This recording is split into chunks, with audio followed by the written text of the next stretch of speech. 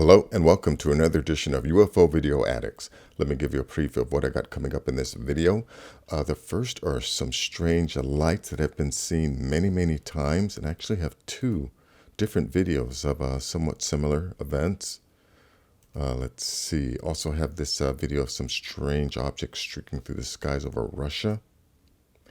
And this is some strange light phenomenon that was reported on a news station, and I want to play it because, the reporter's ridiculous explanation for this is kind of laughable.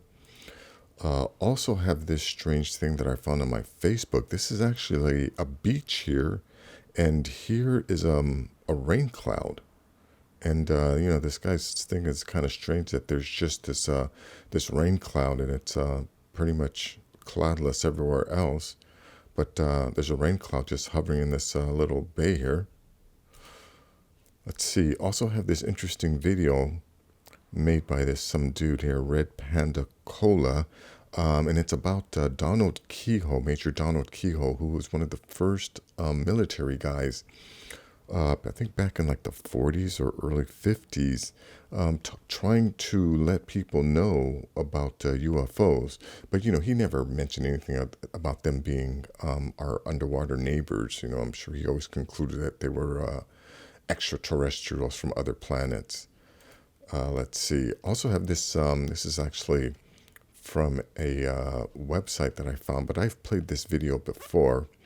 But it's this guy here, Clifford Stone, at Stephen Greer's Disclosure Project. This is the first disclosure project. And again, I keep saying, why are there still people out there crying about disclosure when, Greer's had two disclosure projects. There's been two citizens hearing on disclosure. And then, all of the television shows on UFO on cable, all the UFO shows on cable, and people are still like, oh, we want disclosure. And again, from a government that has been lying to us for forever, essentially. But anyways, this is a video about Clifford Stone acknowledging that our government has cataloged 57 different species of aliens. He says that they're all visiting.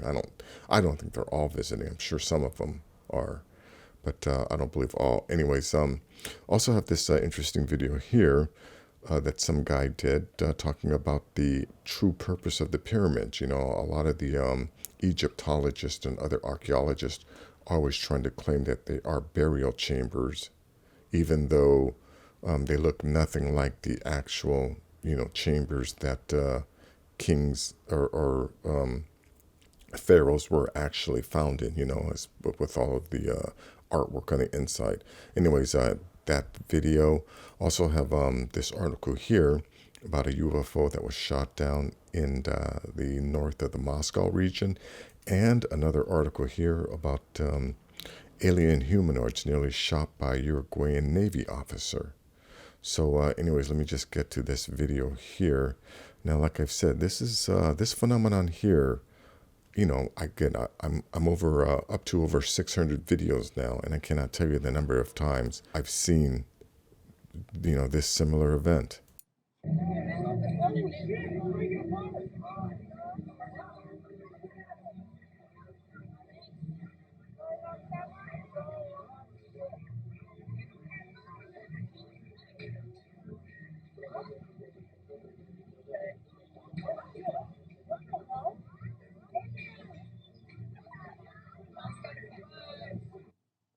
Anyways, that's that. And, I think that what they're doing is they're showing us constellation formation, star formations. Anyways, there's that. And there's another one. This one here is one of these YouTube shorts, somewhat of a similar phenomenon. I think, this person probably whipped out their phone after they had already started falling. So you don't see that part in this video. They're going in fours. Yep.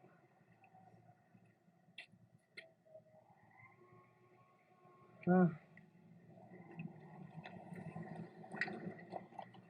That's crazy, bro.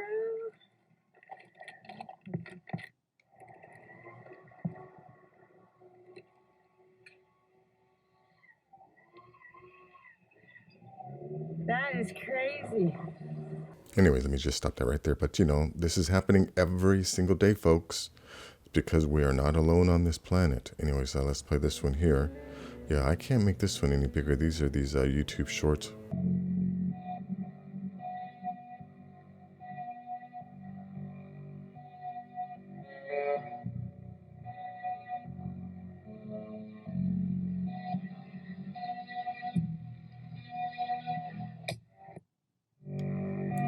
Yeah, look, at this point, it's pretty obvious. There are some advanced species that share the planet with us.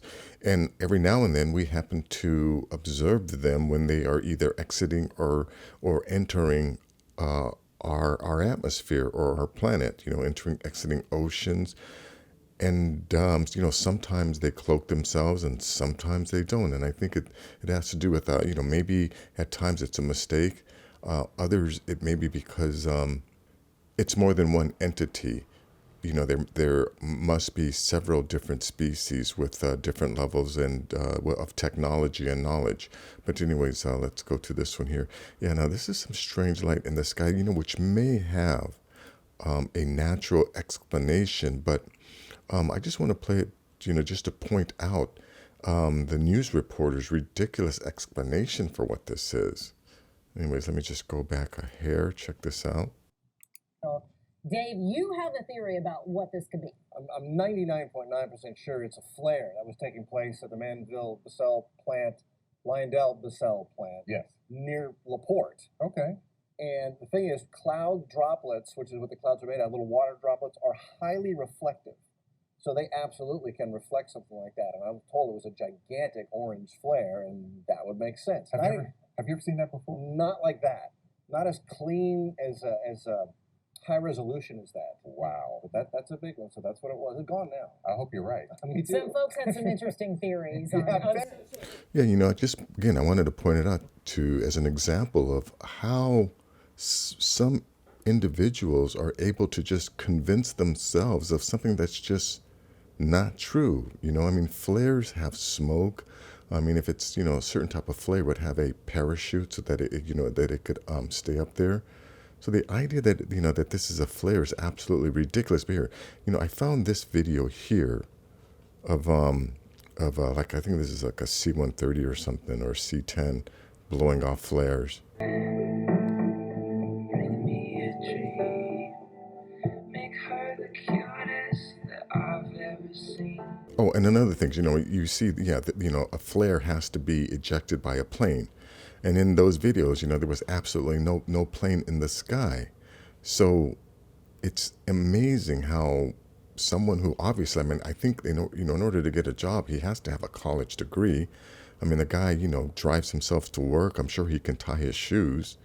But for him to come to the conclusion that this is a flare, it's just an example of how stupid some people can be. And how stupid they can, they try to convince other people, or they project their stupidity onto other people too. But anyways, link to these will be in the description. Now, this one here is a little strange. Check this out. Now, this is a beach, and this is supposedly a cloud that's actually raining. Now, I think I could play all of this because this was on my Facebook. So I don't think I'll get hit with copyrights or anything like that. But anyways, check this out. Pleno cielo azul a la mañanita.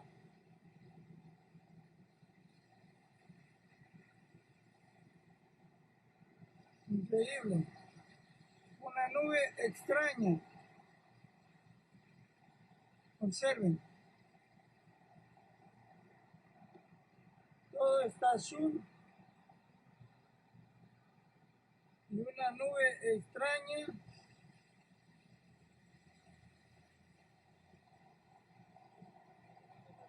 Mire, patrón, esa nube. ¿Qué será o no? I think he's speaking Italian. But anyways, it looks like there's a boat here, and it looks like there's also a boat here and here. So, I want to believe that there's an alien ship in here, but, if there's these boats that are out there, I'm sure they would have seen them. extraña, bajita sobre el mar. ¿De qué se trata? No se sabe.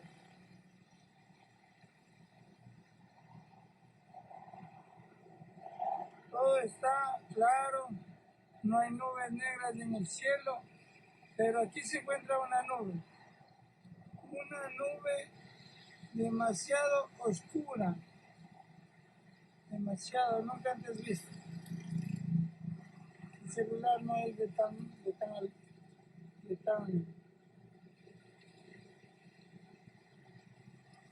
alcance. Fenómeno. Todo claro y esta nube que avanza a paso lento. No, está ahí parada.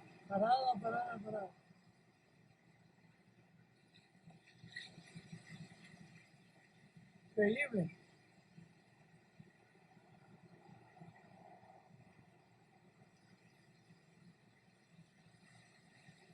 Anyways, that's that. Yeah, that's a strange one. I mean, is that just an unusual natural phenomenon that just doesn't happen often, but it can happen?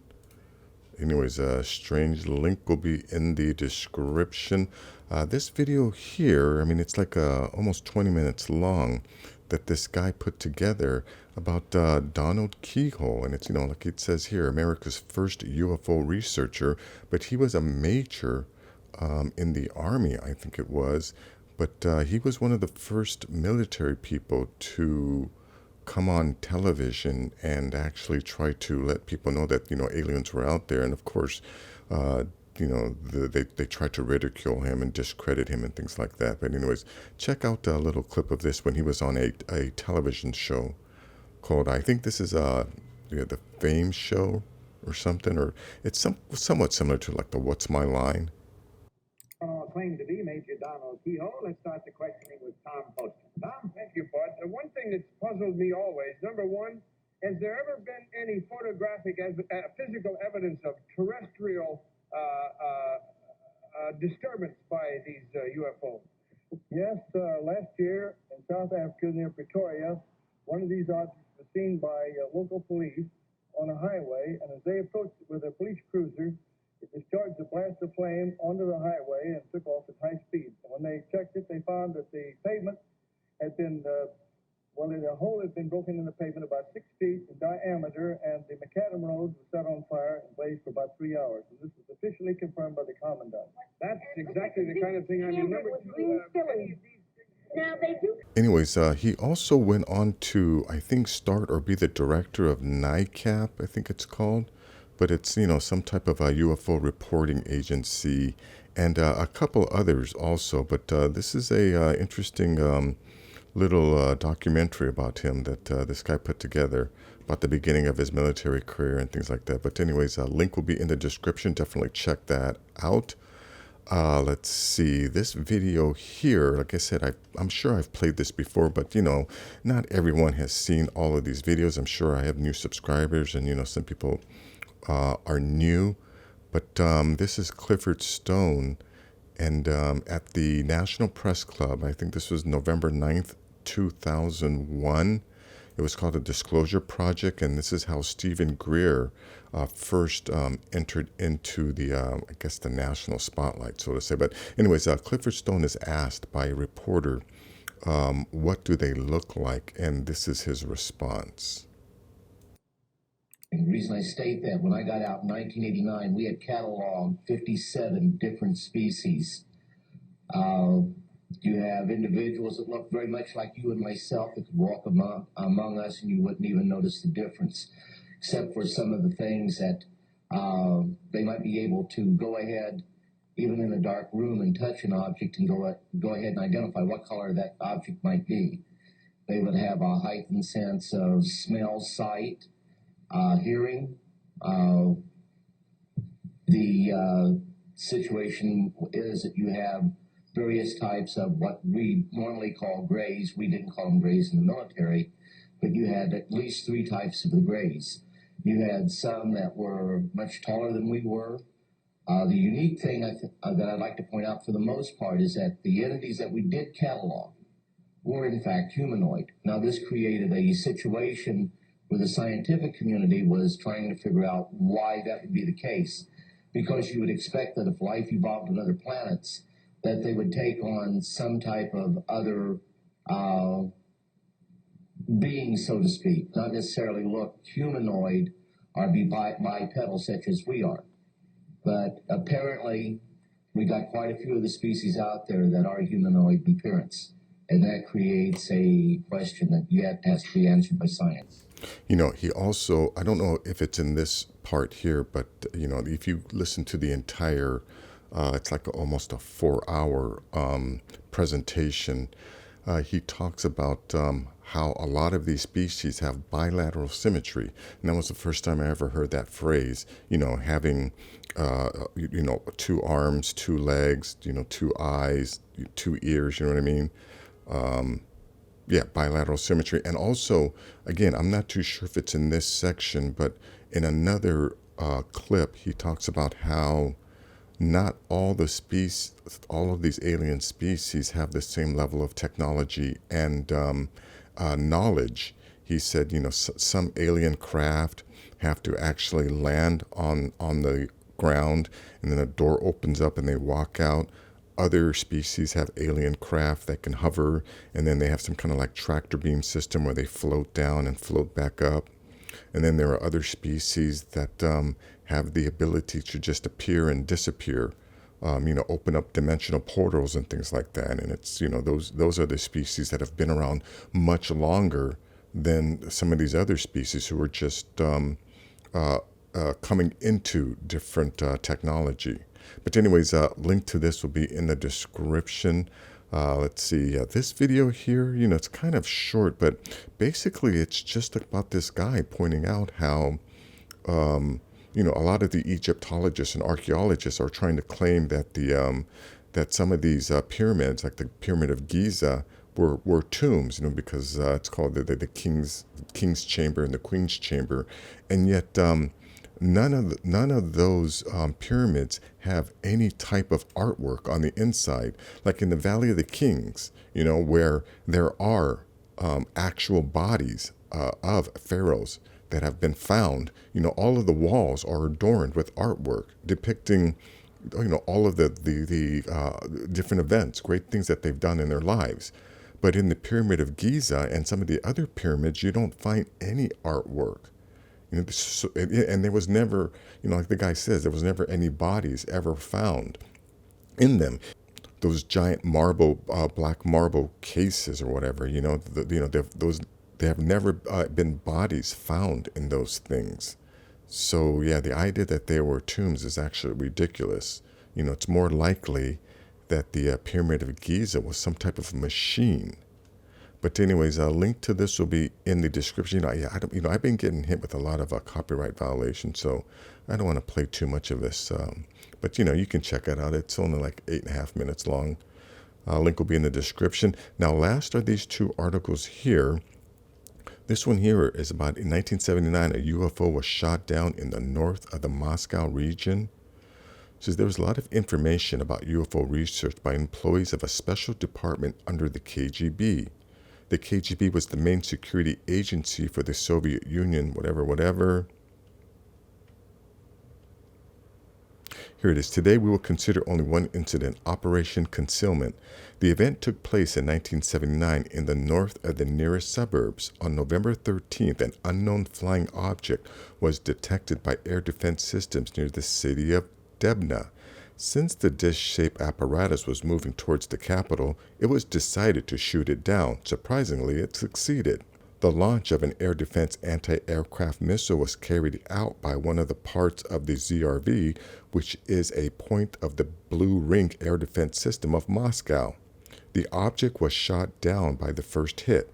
A military brigade left for the crash site.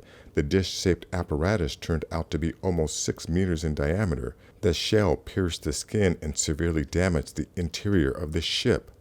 The UFO was taken to the laboratory at the Research and Production Association Lightning, where the famous Buran, the first space plane to be produced as part of the Soviet-Russian Buran program, had previously been built. The inside of the object was severely damaged. The method of controlling the device is still unknown since the pilot was not found. There were no identifying marks. Interesting.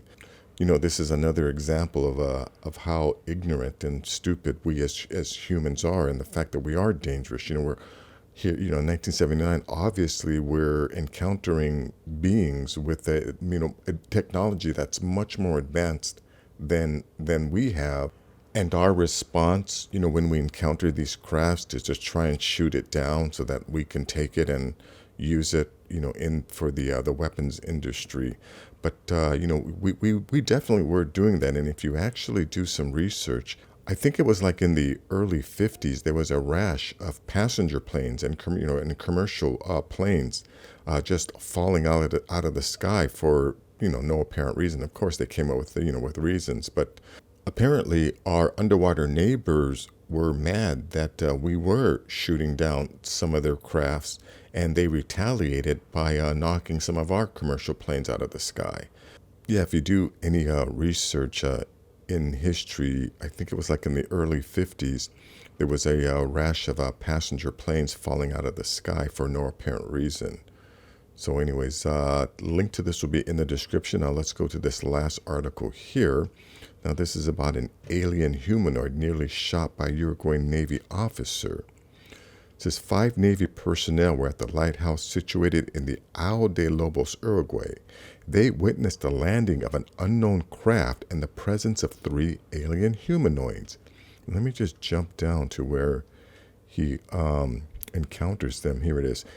Carrying the pistol, he went outside again and started walking decisively but not fast toward the lighthouse, meanwhile removing the safety from the gun and cocking it. As he advanced, he noted that the object had several lights, some white, some yellowish, and a third color that he describes as violet, as in the rainbow. Those lights were sufficient to allow him a good view, and he saw that a figure was next to the object and that a second was in the process of descending. A third and taller figure started to descend almost at once, but at the same moment, the initial 2 figures noticed Fuentes progressing towards them. They had what appeared to Fuentes as a moment of communication, and all 3 of them faced him. By that time, Fuentes was about 27 meters from the object, which, he will recall, was on top of a 6-meter terrace. Hence, the object was above him, and he started to raise his extended arm to shoot. He was never to complete his motion, as the entities prevented him from doing so. Fuente, a man of limited education, tried in vain to explain to the investigators how this was accomplished. It was not telepathy, and he felt some physical effects like a vibration and his hair standing on end, but more than anything else, it was like a premonition. In his words, like, "Don't shoot because it is useless." At any rate, he felt paralyzed and confused and was unable to shoot. The action continued rather fast. The entities re-entered their craft, the tallest one first. Although Fuentes did not see steps or handrail, he could see quite well the motion of the figures against the lights of the objects outlined by the light coming out through the open door. He is certain that there were steps, as while the entities were climbing up with their backs towards the witness, their motions were like those of a person pulling himself up with handrails. See, again, like I said, obviously this is a species that don't have the technology to float themselves up into the craft. Like he says here, they had to, their craft had to actually land on the planet, and some steps came out, and these guys had to physically walk back into the craft. But anyways, this is kind of a long story. I'm not going to read the whole thing. That is going to be it for this video. If you like things like this, please give this video a thumbs up. Please share this video. And if you're new to the channel, please subscribe. I'll have more things like this. Take care.